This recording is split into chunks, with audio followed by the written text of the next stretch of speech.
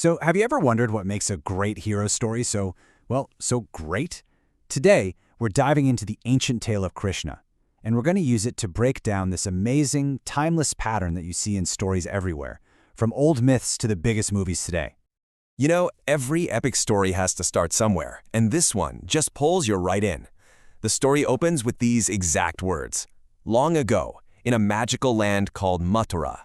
I mean, as soon as you hear that, you just know you're in for something special, right? It sets the perfect mythic stage. Okay, so to really get what makes this story tick, we're going to look at it through a special lens. It's called the hero's journey. Think of it like a map that shows up in myths all over the world. It helps explain why these stories feel so powerful to us. So let's use this map to follow Krishna's journey from just a regular kid to a legendary hero. Right, so every single hero's journey has to start somewhere, normal. This is what you call the ordinary world. It's where we meet our hero before all the wild stuff happens. It gives us a picture of their life before the adventure kicks off. And here he is, in this magical place called Mathura.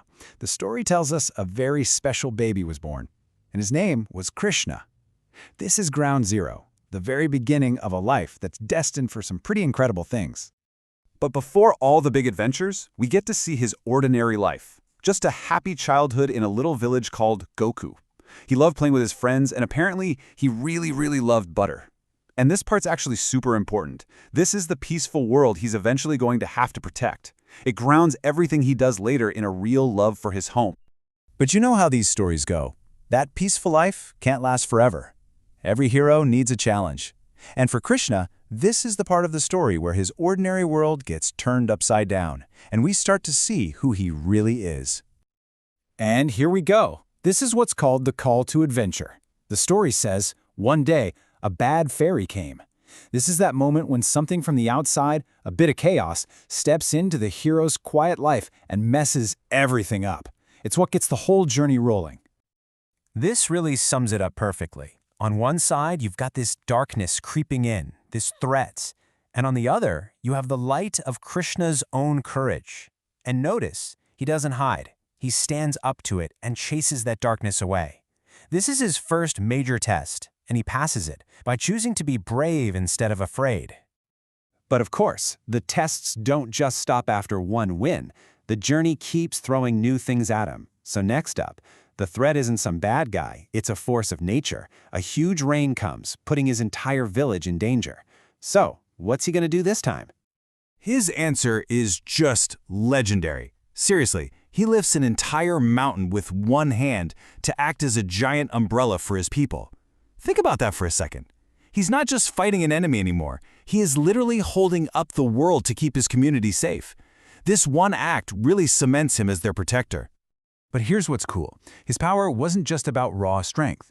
The story adds this amazing little detail. When Krishna played his flute, even trees and birds listened. It shows this totally different side of his strength, a power to bring harmony and peace to the world around him. So yeah, he's a warrior, but he's also an artist. Okay, so he's proven he's brave, and he's proven he's strong. Krishna's journey is now hitting its big climax. He's taken on monsters, he's taken on nature. Now he's got to face the biggest problem of all, the very source of his people's trouble. This is it, the final boss battle. Now that he's all grown up, Krishna confronts the bad king, the main villain of the story.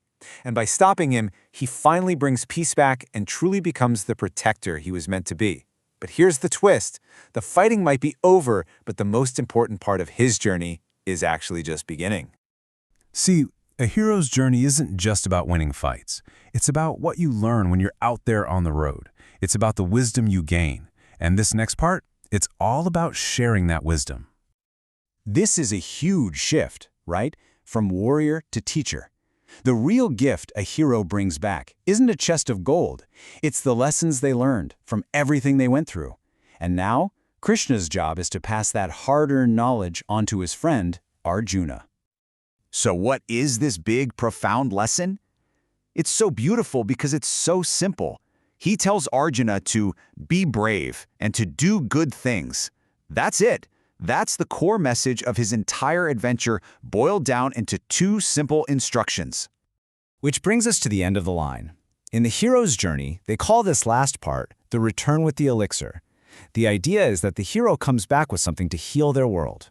For Krishna, That elixir is his message. So after all that, why does this ancient story still matter to us right now? Well, the answer is in how its message is just as relevant today as it was thousands of years ago. It connects that mythical world directly to ours. In the end, this whole incredible journey comes down to three basic ideas: be kind, be brave, and help others. That's the elixir. It's not some magic potion. It's a set of values that can make the world better. And that's the wisdom Krishna brings home.